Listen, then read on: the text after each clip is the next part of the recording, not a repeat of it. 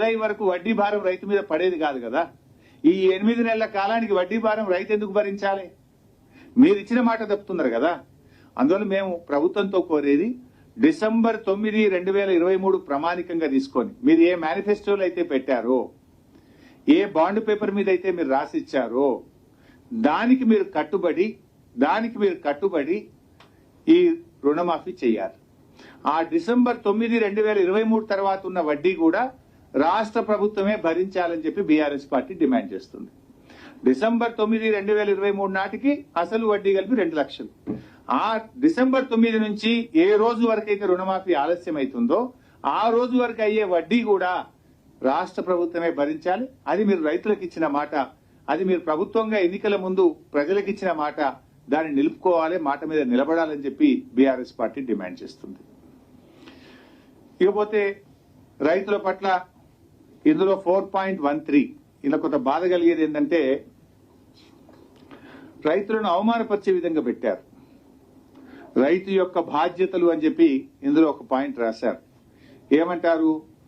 మీరు ఒకవేళ తప్పుడు సమాచారం ఇచ్చినట్టయితే రికవరీ చేయడానికి చట్ట ప్రకారంగా వ్యవసాయ సంచాలకులకు అధికారం ఉంది. అంటే రైతుల్ని బెదిరించే ప్రయత్నం చేస్తున్నారు. రైతులు ఎప్పుడు తప్పు చెప్పరు. రైతులు తప్పు చెప్తారా? రైతుకు అందరికంటే ఆత్మగౌరవ విలువలు ఎక్కువ. భూమిని నమ్ముకుంటాడు తప్ప ఆ రైతు ఎప్పుడు కూడా ఆత్మగౌరవాన్ని తాకట్టు పెట్టుకోడు. రైతుకు మీరు ఇచ్చేదేదో గౌరవంగా ఇవ్వాలి, కానీ రైతును భయపెట్టొద్దు, రైతును అవమానపరచొద్దు. ఇటువంటి పదాలు వాడడం తీవ్రమైన అభ్యంతరకరాన్ని బీఆర్ఎస్ పార్టీ తెలియజేస్తా ఉంది. అంటే మీ అన్ని ఇట్లే ఉన్నాయి. ఇలా ముఖ్యమంత్రి గారి గతంలో ఒకసారి మాట్లాడుతూ ఏమన్నారంటే రేషన్ కార్డును మేము ప్రామాణికంగా తీసుకోవడం లేదు అన్నారు. ఇది 5 రోజుల క్రితమే ముఖ్యమంత్రి గారి మాట. అది కూడా ఒకసారి మీరు చూడండి, ఎట్లా మాట తప్పుతారో కూడా తెలుస్తుంది. రైతు రుణమాఫీపై కీలక వ్యాఖ్యలు చేశారు సీఎం రేవంత్ రెడ్డి. రుణమాఫీకి సంబంధించి 4 రోజుల్లోనే మార్గదర్శకాలు విడుదల చేస్తామని స్పష్టం చేశారు. రుణమాఫీ పొందడానికి రేషన్ కార్డు ప్రామాణికం కాదని స్పష్టం చేశారు. 2 లక్షల వరకు మాత్రమే రుణమాఫీ చేస్తామని వెల్లడించారు సీఎం రేవంత్ రెడ్డి. మీడియాతో చిట్ చాట్ లో ఈ వ్యాఖ్యలు చేశారు. సో ఇంత స్పష్టంగా రేషన్ కార్డు మేము పరిగణలోకి తీసుకోము, రేషన్ కార్డు ప్రామాణికం కాదని 4 రోజుల కింద చెప్పిండు. 4 రోజుల తర్వాత గైడ్ లైన్స్ లో రేషన్ కార్డే ప్రామాణికం అని వచ్చింది. అంటే వీళ్ళన్ని మాటలకు చేతలకు పొంతన లేదు. ఎన్నికల ముందు పరిగెత్తండి అన్నారు. ఆ రోజు రేషన్ కార్డు ఉన్నోళ్లే పరిగెత్తండి అంటే అయిపోవు కదా. అప్పుడు అందరినీ పరిగెత్తమన్నారు. ఇప్పుడు మాత్రం కొందరికే ఇస్తా అంటుండ్రు. అదేవిధంగా వడ్ల విషయంలో అంతే చేసింది కదా. ఎన్నికల ముందు ఏం చెప్పారు? వడ్లకు బోనస్ ఇస్తాము అన్నారు. ఎన్ని వడ్లు పండినా ప్రతి రైతుకు ప్రతి క్వింటాల్కు 500 రూపాయలు బోనస్ ఇస్తామన్నారు. ఇప్పుడు ఏమంటుండ్రు? సన్నాలకు మాత్రమే బోనస్ అని సన్నాయి రాగాలు తీస్తున్నారు. ఈ రాష్ట్రంలో పండే సన్నాలు 10%, దొడ్డు రకం 90%. అంటే 90% రైతులకేమో పంగనామాలు పెట్టిండ్రు, 10% రైతులకు మాత్రమే ఇస్తామంటున్నారు. అయితే ఆ 10% కూడా ఏంది? ఆ రైతులు ఇంటి మందం తిండి గింజలు తీసుకుంటారు. ఆ 10% మార్కెట్లో అమ్మరు. చాలా వరకు రైతులు తమ ఇంటి కోసం, తమ ఆహారం కోసం వేసుకునేటువంటిది. అంటే ఒక రకంగా వడ్లకు బోనస్ కూడా ఈ ప్రభుత్వం ఎగబెట్టింది. వడ్లకు బోనస్ విషయంలో రైతులకు దగా, రైతు రుణమాఫీ విషయంలో ఇలా లక్షల మంది రైతులను వివిధ నిబంధనల పేరు మీద ఇలా దగా చేస్తున్నారు, కోతలు పెడుతున్నది ఈ ప్రభుత్వం. మనం అప్పుడప్పుడు కొన్ని హైదరాబాద్ లో సిటీలో హ్యాబిట్స్ కు అటు పోతుంటే 1+1 అంటారు. ఒకటి కొంటే ఒకటి ఫ్రీ, 1+2 ఒకటి కొంటే 2 ఫ్రీ అంటారు. అయితే దాంట్లో కింద ఏముంటది అంటే చిన్న ఒక స్టార్ పెట్టి కండిషన్ సప్లై అని ఉంటది. చూస్తాం కదా, కండిషన్ సప్లై అని మాత్రం చిన్నగా ఉంటది ఎక్కడో. అది ఇవాళ రేవంత్ రెడ్డి ప్రభుత్వం తీరు కూడా గట్లే ఉంది. అప్పుడేమో 2 లక్షల మాఫీ ఊరుకోండి తెచ్చుకోండి అని గొంతు పెద్దగా చేసుకొని చెప్పారు. ఇప్పుడు మాత్రం కండిషన్ సప్లై అని మెల్లగా 6 పేజీల నిబంధనలను ఈ రోజు మళ్ళీ కండిషన్స్ అన్ని ముంగట పెడుతున్నారు. ఇది ఏదో ఆ వ్యాపారంలో చేసినట్టుగా ఇలా రైతుల పట్ల ఈ ప్రభుత్వ వ్యవహార తీరు గట్ల కనపడతా ఉంది. అదే బీఆర్ఎస్ ప్రభుత్వం మేము ఆ రోజు రేషన్ కార్డు పెట్టలే.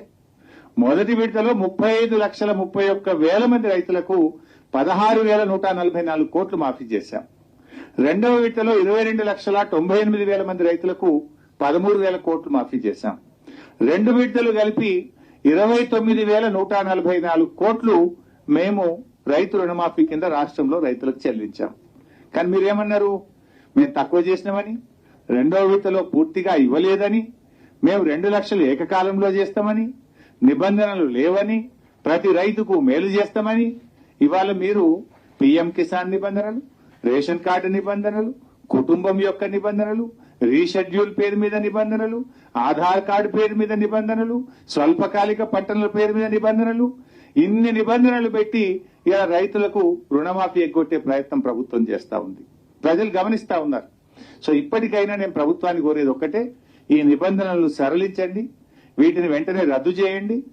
మీరు కేవలం రైతుకు పాస్బుక్ ఉందా లేదా, బ్యాంకుల క్రాప్ లోన్ తెచ్చుకున్నాడా లేదా, పాస్బుక్ ను ఆధారంగా చేసుకొని క్రాప్ లోన్ తీసుకున్న రైతులందరికీ ఇచ్చిన మాట ప్రకారంగా రుణమాఫీ చేయాలని, డిసెంబర్ 9, 2023కు తేదీ తర్వాత అయ్యే వడ్డీని కూడా రాష్ట్ర ప్రభుత్వమే చెల్లించాలని బీఆర్ఎస్ పార్టీ డిమాండ్ చేస్తుంది. రైతు భరోసా విషయాల్లో కూడా కొన్ని కండిషన్స్ పెట్టబోతోంది బీఆర్ఎస్ పార్టీ. ఆ కండిషన్స్ వచ్చిన తర్వాత తప్పకుండా దాని మీద కూడా మాట్లాడతాం. వాళ్ళు ఇప్పుడు రైతు భరోసా ఏం చేస్తారు ఏంది, ఇంకా ఇప్పటికేదో మీటింగ్లు పెడుతున్నామని చెప్పారు. వాటి వచ్చిన తర్వాత అసెంబ్లీలో కూడా దాని మీద చర్చ పెడతామన్నారు. తప్పకుండా బీఆర్ఎస్ పార్టీ మా అభిప్రాయాలను మమ్మల్ని అడిగినప్పుడు తెలియజేస్తాం. 100% అమ్మా. నేను చెప్పింది ఏంటి, ఆ రోజు మీరు దయచేసి మీ జర్నలిస్టులు కూడా గమనించాలి. సంగారెడ్డిలో నేను ప్రెస్ మీట్ పెట్టినా, I will send you the video byte also. నేను కేటగారికల్ గా చెప్పాను, స్పష్టంగా చెప్పాను, రాష్ట్ర ప్రభుత్వం బాండ్ పేపర్ మీద రాసిచ్చిన 6 గ్యారంటీలు, 13 హామీలు, 100 రోజుల్లో చేస్తామని చెప్పిన 13 హామీలను, రుణమాఫీని 15 ఆగస్టులోగా చేస్తే నేను రాజీనామా చేస్తానని చెప్పాను. ఈ రోజు కూడా దానికి కట్టుబడి ఉంటాను. నేను ఆ రోజు ఇంకా స్పష్టంగా చెప్పాను, అవ్వా తాతలకు 4,000 పెన్షన్ వస్తే నాకు ఆనందం తప్ప నేను ఒక్కరిని ఎమ్మెల్యే పదవిలో ఉండడం నాకు ఆనందం కాదు. అక్కా చెల్లెళ్లకు మరి 2,500 రూపాయలు వస్తే నాకు ఆనందం, వాళ్ళ పెదవుల మీద ఉండే చిరునవ్వులో నాకు సంతోషం ఉంటుంది తప్ప నాకు ఎమ్మెల్యే పదవి అంత ముఖ్యం కాదు. ఇలా ప్రతి పేదవాడికి ఇల్లు ఇస్తామన్నారు 5 లక్షల రూపాయలతోని. పేదలందరికీ ఇల్లు వస్తే నేను ఆనందపడతా తప్ప నేనేదో కొత్తగా ఎమ్మెల్యే పదవి చేస్తలేను, నాకే మంత్రి పదవి ఎమ్మెల్యే పదవి నేను కొత్తగా జీవితంలో అనుభవిస్తలేను. నా పదవి కంటే తెలంగాణ ప్రజల అక్కా చెల్లెళ్ళ అవ్వాతాతల కళ్ళల్లో వాళ్ళ పెదవుల మీద సంతోషమే నాకు ఆనందం. వాళ్ళందరికీ నువ్వు ఇస్తే, కనీసం నా ఛాలెంజ్ తీసుకొని అయినా ఇస్తే నేను రాజీనామా చేస్తే మళ్ళీ నిలబడాలని కూడా చెప్పిన. ఇప్పుడు కూడా చెప్తున్నా మీ ద్వారా, రుణమాఫీ 15 ఆగస్టులోగా పూర్తి చేయడంతో పాటు 100 రోజుల్లో అమలు చేస్తామన్న బాండ్ పేపర్ మీద రాసిచ్చిన 13 హామీలు అమలు చేయండి. I'm ready for my resignation. ఇప్పటికే 5 హామీలు అమలు చేశాం అన్న. వాళ్ళు చెప్పిండ్రే, నువ్వు చెప్పరా? అదే 4,000 పింఛన్ వచ్చినా, అదే 4,000 పింఛన్ కాదు రగన్న. మే నెల 2,000 పెన్షన్ ఇచ్చే 2,000 మే రాలే, జూన్ 2,000 రాలే. 2 నెలల నుంచి అవ్వాతాతలకు పింఛన్ రాక పరిశాన్ అవుతున్నారు. ఇచ్చే ఏమన్నా చూడండి, కొన 4 మంది వేస్తే ఉన్న 4 పోయిందట. 4,000 వస్తుందని పాపం అవ్వాతాతలు ఆనందపడ్డరు, ఎదురు చూసిండ్రు. కానీ దురదృష్టం ఏంటంటే ఇప్పటికీ మే నెల, జూన్ నెల 2,000 పెన్షన్ అవ్వాతాతలకు ఇవ్వలేదు. ఇచ్చే 2,000 కూడా చక్కగా ఇస్తలేరు వీళ్ళు. అడుగుతున్న రగన్న, 5 అమలు చేసింది అన్నారు కదా. నేను దయచేసి జర్నలిస్ట్ మిత్రులకు, జర్నలిస్టుల ద్వారా ప్రజలకు కూడా చెప్పదలుచుకున్నా. వాళ్ళు ఇచ్చిన మొదటి హామీ ఏందే? మొదటి హామీ 7,500 రూపాయలు రైతు భరోసా ఇస్తామన్నారు. వచ్చింది ఎవరికన్నా? రాలే. రెండవ హామీ ఏమన్నారే? అవ్వాతాతలకు 4,000 పింఛన్. వచ్చినాదే? రాలే. మూడో హామీ ఏంటిదే? మహిళలందరికీ 2,500 రూపాయలు ఇస్తామన్నారు. వచ్చినాదే? రాలే. 4వ హామీ ఏందే? పేదలందరికీ డబుల్ బెడ్రూమ్ ఇల్లు. వచ్చినాదే? రాలే. 5వది ఏమన్నారే? విద్యార్థులకు విద్యార్థి భరోసా కార్డు ఇస్తాము, 5 లక్షలు ఇస్తామన్నారు. వచ్చినాదే? రాలే. ఏమొచ్చినాయి? 5 హామీలు, 5 అమలే కాలే. అంటే అధికారంలో ఉన్నామని, పదవిలో ఉన్నామని గొంతు పెద్దగా చేసుకొని మాట్లాడినంత మాత్రాన వచ్చిందా రాలేదా ప్రజలకు తెలియదా?